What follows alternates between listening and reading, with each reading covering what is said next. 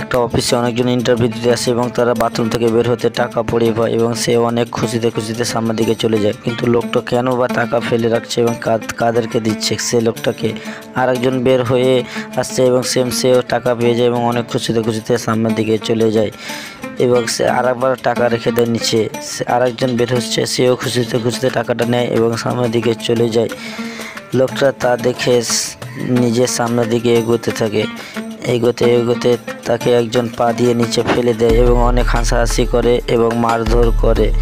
আরেকটা মেয়ে তাদেরকে বাঁচায় এবং মানা করে, তোমরা কি মানুষ, কেন মারতেছো লোকটাকে? এই বলে সে লোকটাকে উপরে তোলে এবং লোকটা তাকে ধন্যবাদ জানায় আর বলে, তোমার নাম কি? সে বলে, নেশা।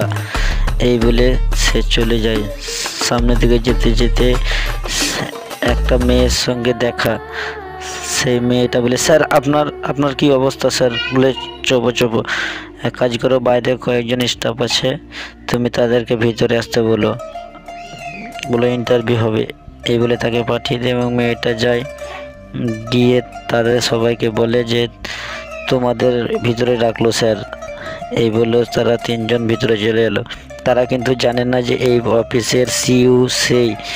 এই বলে, স্যার আপনার, এরপরে বলে স্যার এসছে। সে যখন ঘুরে এদিকে, তারা